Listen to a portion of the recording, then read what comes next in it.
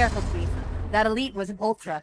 A very tired talking point is Jeffrey Epstein, which, if you don't know or you've been psyoped, Jeffrey Epstein is Mossad intelligence who would basically blackmail American scientists and politicians, allegedly. At least that's what it appears he was doing. And he partnered with the owner of Victoria's Secret, who provided a bunch of underage girls to throw these parties or whatever, where they could film these powerful men and get them in compromising situations with evidence in order to pressure them for policy or secrets or what have you. So that's the whole Jeffrey Epstein thing. Now, there's this centuries-old rumor. I don't know why it keeps coming up. It's probably totally fake. It seems ridiculous that this rumor would keep surfacing. Totally unfounded. But it's this rumor that children are being sacrificed and their blood is being used in weird rituals for like Moloch or something like that. I don't know. Obviously, a lot of that is folklore. And when I say folklore, I mean that it is not real. Some folklore is real, but I guess I'm not really committed to that sort of thing. I'm pretty open-minded to how bad things could be. It would certainly fit in with what the Book of Mormon warns us of. There is a grain of truth to it. And then obviously, through a long game of telephone, some of this stuff can be escalated. I don't know. Some of the stuff can get extremely schizo, and there's this history of this stuff called blood libel, which is the idea that, children are being harvested by certain ethnic groups.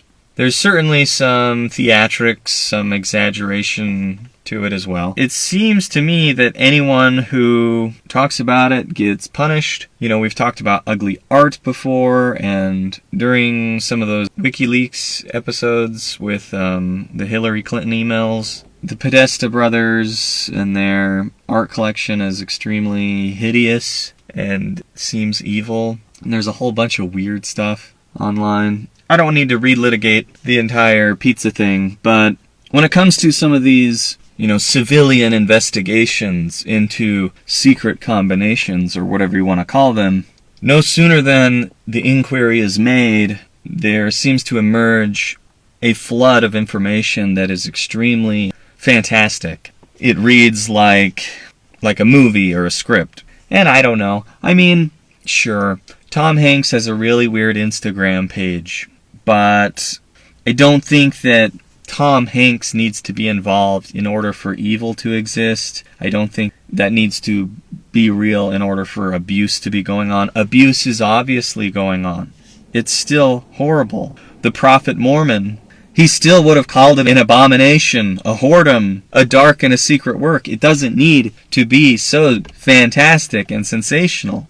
And I feel like a lot of this is created from intelligence to obscure things. Or perhaps it's just a bunch of people with like 95 IQs. I saw a video of a guy saying that, the moon didn't exist until 1776 and it controls us while we sleep and it's the reason we have bad dreams. There's a lot of this insanity there. Maybe all this extra information is just unintelligent people trying to be interesting, or maybe it is created by intelligence to cover things up. Probably a mix of both. We learn about Satan in the temple. It used to teach you a lot about Satan, that this idea of Satan who's, like hairy and black and has mitts, he's got like animal paws and horns and a tail. This kind of sensationalized idea of Satan isn't real.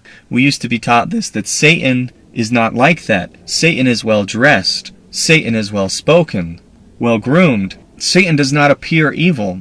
Satan comes to you as a brother, or perhaps an uncle, depending on who you ask, or what perspective you have. He doesn't need the theatrics. He doesn't need you to swear loyalty to him like you're in some sort of horror movie, okay? He doesn't need those things. All he needs to ask you is, have you any money? With this Doge, this new government institution called Doge, they've been talking about a lot of the money that's being thrown around. And what would you know? The church, BYU, has been the recipient of a lot of this money. And then people say, but wait. Just because we've been on the receiving end of money from a corrupt institution doesn't mean that we're corrupt. And it's like, well, does it? I don't think that it means that, the church is evil or something sensational. But I'm just saying, the devil says, have you any money? That is how he gets his influence in people. That's how he gets his claws in you. And the correct answer to Babylon should always be, we have sufficient for our needs. And that is how you are going to maintain yourself aloof from those influences. Donald Trump, when he first ran for president, he had no donors. Now he has lots of donors. All those donors didn't give him money for free. It's an investment. They must think it's a really good investment. So all this free money from the government isn't free. It comes with a cost, comes with a price. And inasmuch as the church or BYU has received it, then that is a tax surface for the devil or Babylon or whatever wicked influence you want to call it. It's a tax surface. We don't need to have a come apart saying, oh, the church is corrupt, it's evil. No, but this is a very real problem. There's this guy named Tim Ballard who was recently in a movie. Not that recently. Anyway, they made a movie about him. You might have seen it. It was okay, I guess, but it was extremely controversial. At the beginning of the movie, there's this evil man on his computer, and they've got all these symbols that are reminiscent of certain FBI documents, or perhaps the first season of, whatchamacallit, True Detective. All these butterflies and stuff. This evil man on his computer, he has a very interesting name, and he's based on a real person. And I just think that's very curious. Everyone always talks about Epstein Island and what went on there, but in the movie Sound of Freedom, there's a whole island, and that was based on a real thing. That's a real island that really happened. What would you know? Who owned it? Who was involved? And this is very curious, and to say such a thing is to commit this heresy of blood libel, which Tim Ballard is certainly guilty of. I believe he wanted to run against Mitt Romney, but then as soon as he announced that, somehow, immediately, he's like an adulterer or something, which is weird. And of course his wife says that all the claims are fake, and she doesn't leave him, which, to my knowledge, she's still with him, she still trusts him. That whole episode is a little weird to me. A little strange. The main point I'm trying to make here is that Epstein is this big talking point, but I feel like sometimes people get into this kind of Bohemian Grove schizo attitude, which obviously child sacrifice isn't only fiction. I mean, it has happened in the past. It certainly happens in these developing nations. And I don't know, human behavior doesn't always change, so I don't know, maybe the point is that stuff doesn't need to be true in order for secret combinations to be real. Now, we're not really told in the Book of Mormon what exactly was going on with the secret combinations. We know that Amalickiah had sworn to drink the blood of Moroni, but as far as their secret works, obviously there was some human trafficking involved with Kishkumen, or not Kishkumen, the guy in the Book of Ether who goes after the daughter of Jared. But all the sacrifice stuff, all that stuff is done by the Nephites and the Lamanites at the end of the book, at the collapse of civilization, and I don't think it has much to do with the Gadianton robbers. Now, you could correct me if I'm wrong. But there's this big meme, Epstein, he didn't kill himself. Certainly his death is suspicious. I think that all of it really just distracts from who he was, what he was doing, and who he was working for. That's the truth about all these kind of wild rumors. And that is that it seems to distract from the fact that he was an intelligence asset from a foreign government who was working with quote-unquote American CEOs to blackmail our scientists and politicians for policy and secrets. I think the fact that whether or not he killed himself is irrelevant, really.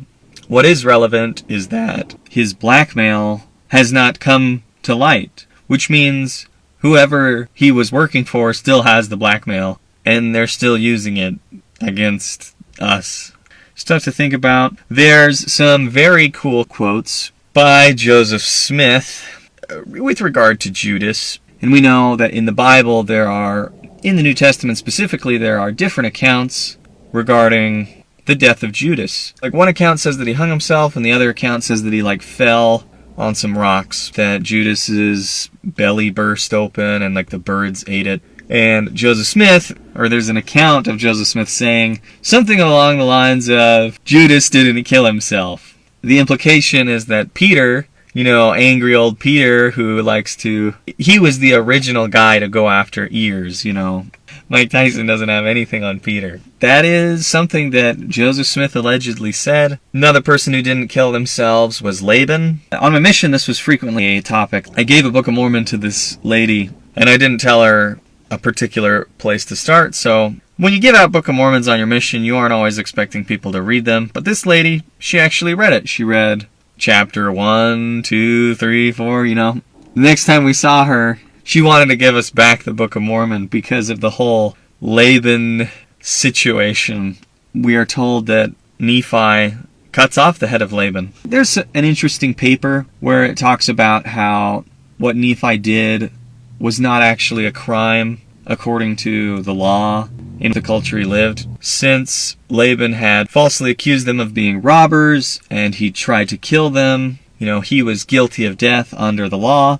Since Nephi didn't bring his own sword, he killed him with Laban's sword. This would have been viewed as truly divine intervention and the specific law that the Spirit tells Nephi that he's been delivered into his hands. This paper was arguing that Nephi didn't actually commit a crime. He wasn't even legally liable, and if he had stood trial for what he did, the punishment for what he did would have been banishment, which he was already going to leave Jerusalem forever. Hugh Nibley talks about how when he taught students who grew up in the Middle East versus students who grew up in the West, students who grew up in the West are more concerned about this whole Nephi-Laban thing, whereas some of these Arabic students who come from these Arabic-speaking cultures, they were very impressed that Nephi was so hesitant. And Nibley talks about that. Anyway, Judas didn't kill himself. Interesting idea. Judas didn't kill himself. Laban didn't kill himself.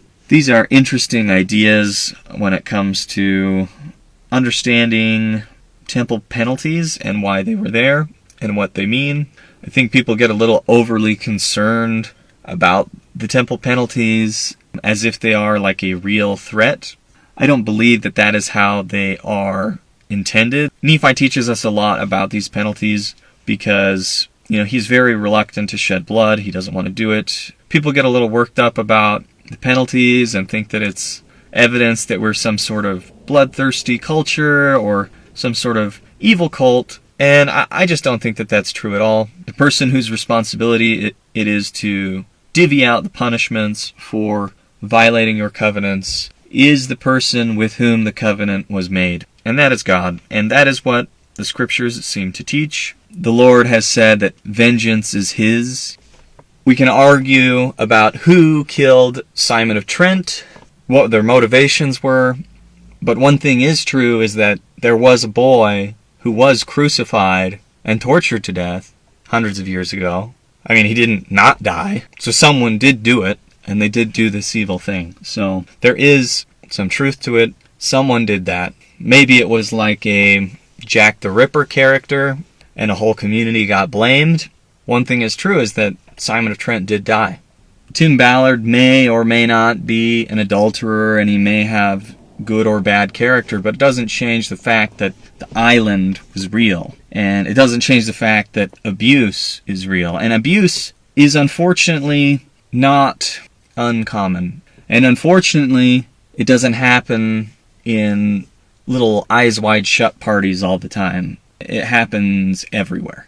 Among the poor, among the rich. And we know from the temple that the people who have the power to cover their sins will do so. And Satan will encourage them to do so. And so I don't think it's that crazy of an idea that abuse happens. It's not a conspiracy theory that abuse would happen among the rich and among the powerful and among those who have access to a much larger leaf, I suppose, to cover their sins. And so be on your guard, protect your children, protect your nieces and nephews from those who would seek to hurt them. from these animals, wolves in sheep's clothing who prowl around. I don't want to know how many people who were obsessed with John Podesta's art collection didn't pick up on red flags from their kid's school teacher, or they sent their kid to the wrong summer camp. Those sorts of thoughts make me upset. So, watch and pray. Be on the lookout. These things are everywhere. They're not confined to one particular ethnicity,